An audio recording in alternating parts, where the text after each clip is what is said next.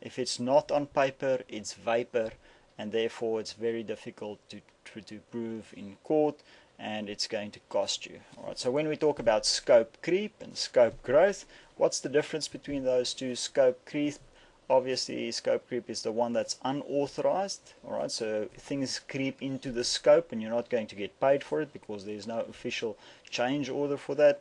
And scope growth, of course, that's the one that's authorized and there's paperwork for that, so that makes it easier to claim for that. Right, so if we look at the procurement actions, we have to decide what are we going to do, what's the strategy, who's going to do it for us, when are we going to do it, and of course how are we going to procure it. So all of those things we have to think about when we talk about the contract. And the earlier on we start doing this, and the earlier on we start getting all the parties involved, the better for the execution of the project. So you'll see in Australia, what we see in the industry, specifically infrastructure at the moment, is the client will get the contractor appointed earlier on so that the client have the input from the contractor. So if we think about all these power stations that's going to be built, we have to think who's the most qualified company to do that, and there's not many of them around. There's Fluor and Brockerhoff and all of those, and typically what we'll want to do is get those guys employed as soon as we can. So what's the elements of an enforceable contract that we have to keep in mind?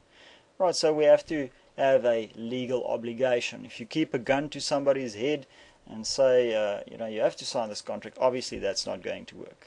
And you have to comply with the legal formalities. Alright, so if there's fees to be paid, you have to pay those fees. It have to be signed in a certain area, it has to be signed. And if there's suspensive clauses that you have to commit to, then you have to execute those as well. Mutual agreement, both parties must have that. One party must want something and another party must have the ability to provide that. Alright, so the legality of the object of the contract, obviously if you're going to try and sign a contract for something illegal, let's use a simple example. You sign a contract with your buddy down the street to sell cocaine, 15 k's of cocaine. Is it a legal contract? Australia, of course not, because cocaine hasn't been legalized yet. Alright, and then of course the possibility of performance, really important aspect to remember. Is it possible to use sky hooks? Alright, so what is a sky hook? Alright, if the contract calls for the utilization of a sky hook, you don't know what a sky hook is, you can go and Google it.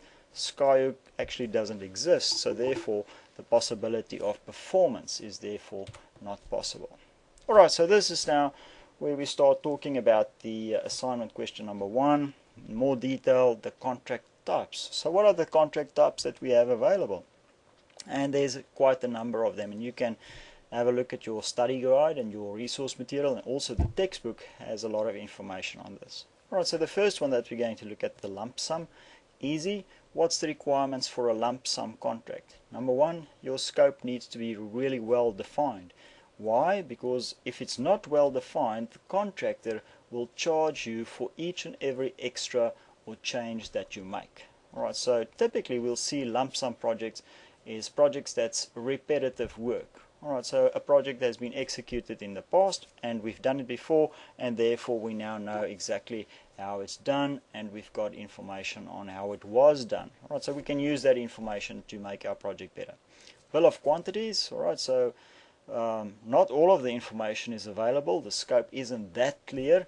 We're in a bit of a hurry. We've got a little bit of cash around and we need to start. So what do? We set up a bill of quantities. Alright, so we put that out into the market. Our contractors take the bill of quantities and they provide us with a schedule of rates. Alright, so they price our bill of quantities for us. The moment they price that, it's a legal contract, and now they have to go and work for us at those specific rates. So the good thing about a bill of quantities is we only pay for the work that's done. Alright, so if there's a measurement in the bill of quantities for 50 meters of excavation and we only do 40 meters of excavation, we're only going to pay for 40. Alright, however, if there's 70 meters, we're going to pay for 70 meters. Alright, so that protects both the parties a little bit better. The cost-based contracts, really difficult. There's two types, we'll talk about them just now, percentage and fixed price. Basically, that's the one that says give me a check or a blank check and I'll handle your project for you. Really expensive, really dangerous. Alright, project management, the EPCM, those are the ones that's taking up now, and we'll talk about the EPCM project just now. This is where our employer appoints an independent project manager to take care of the execution of the project for and on their behalf. Right, and then of course the integrated and partnering projects.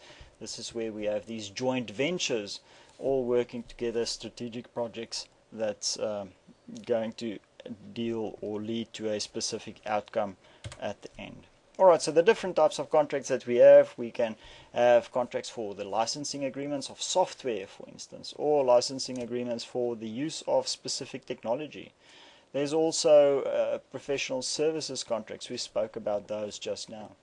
If we're going to buy something, excluding installation, let's say for instance a desktop fan, you would use a purchase order for that. Why? Because it's just an off-the-shelf item. There's nothing need to be manufactured, so a purchase order will do that for us. The moment we start doing engineering work, construction work, we need to start thinking about more effective ways of signing these contracts. So this is where we see the engineering construction contract, or the EPCC, the engineering procurement and construction contract strategy, comes to mind. And this one over there is the traditional design, where we have a client on top and we have the contractor underneath, and the contractor takes care of everything for us. EPCM, we spoke about that one. The engineering, procurement, construction and commissioning, this one is typically in the infrastructure industry, where we have oil and gas plants that we have to commission as well. Alright, so then we add the extra C. And turnkey projects, those are the ones that's for speciality type projects. For instance, a tank farm. Alright, if you're going to need a tank farm on a project, you would get a specific turnkey contractor in there. He would come into the site, he would design it, he would put it down, bring his own technology, and he would commission the whole of the tank farm for you. And then of course pure construction work, basic simple contract. Alright, so if we look at the EPC type structure, when do we use it? We're typically going to use it when the scope is really well defined. Alright, so that means our client has done his work, he knows exactly what he wants. There's a thick document with specifications, nice plans, everything drawn up, and he knows what's happening.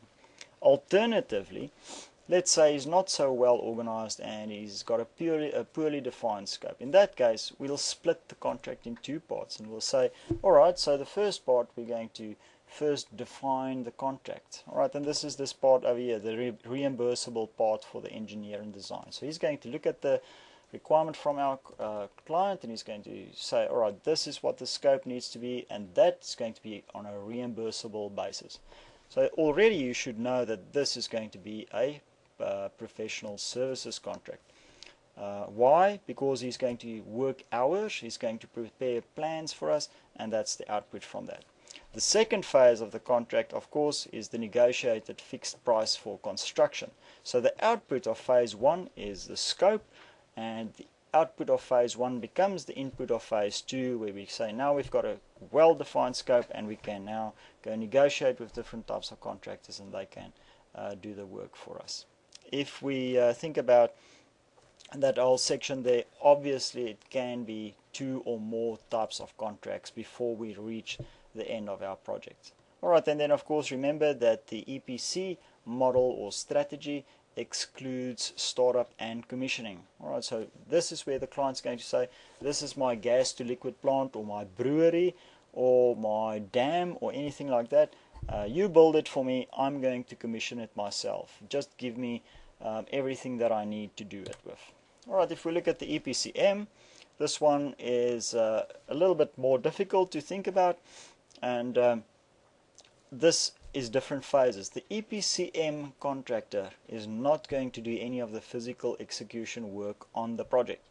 Alright, so he's just going to manage it. Now read the words there, it's engineer, procure, and behind procure it actually says for and on behalf of the client. Alright, so he's going to do the procurement for and on behalf of the client, and then of course construction manage. He's just going to manage the construction process. So there's going to be an additional contractor that's going to be the execution contractor that's going to do the physical work over there. Alright, and then of course there's your explanation for that management contract effort, and this comes in 3 different parts. Alright, so you have to think about those when you start looking at assignment number 1, question number 1.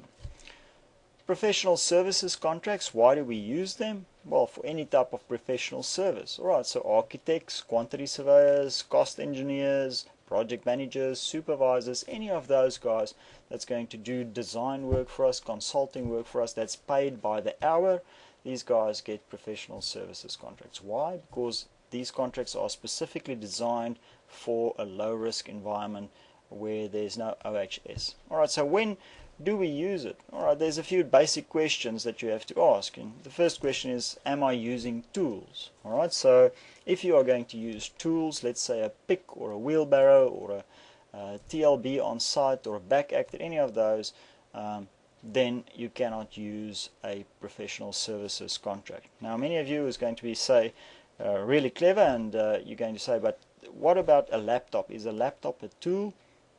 Yes, a laptop can be considered as a tool, so you have to ask the second question, and that is, am I permanently impacting the site or the environment by my actions? Alright, then in case of a geologist, for instance, coming onto site, walking around, doing a report on the site without drilling test holes, a professional services contract would be fine. However, the moment the geologists start digging test holes, it becomes more intricate, and we have to start thinking about the risk, and there's the third question there, is there OHS risk? Alright, so in that case, a professional services contract won't do. We have to go to a engineering construction type contract. Alright, the turnkey, like I said, specific technology. The supplier is going to do a detailed design, an engineer is going to supply the equipment, construct it, and is going to commission it and do everything for us. Alright, so that's that turnkey type deal. A swimming pool contractor specifically is a good idea, or as a good example. So the swimming pool contractor will come in, dig the hole, put the pool in, hopefully you'll put the water in, and the commissioning startup might not go so well with a turnkey contractor, because you don't necessarily want the contractor to swim in your pool, but you understand where I'm going with that. Alright, if we think about cost reimbursable contracts, there's different ones. The cost plus percentage fee, the more we spend, the more it costs. Alright, so what we have to think about there is, how are we going to control, what's the incentive for our contractor not to spend more, because the more he spends, the more he's going to get. The cost plus fixed fees, older type contract, you don't see a lot of them around anymore, because what this contract says is, I'll do all of this work for this specific fixed fee. Alright, so depending on the contractor's knowledge of the work, it might work for him.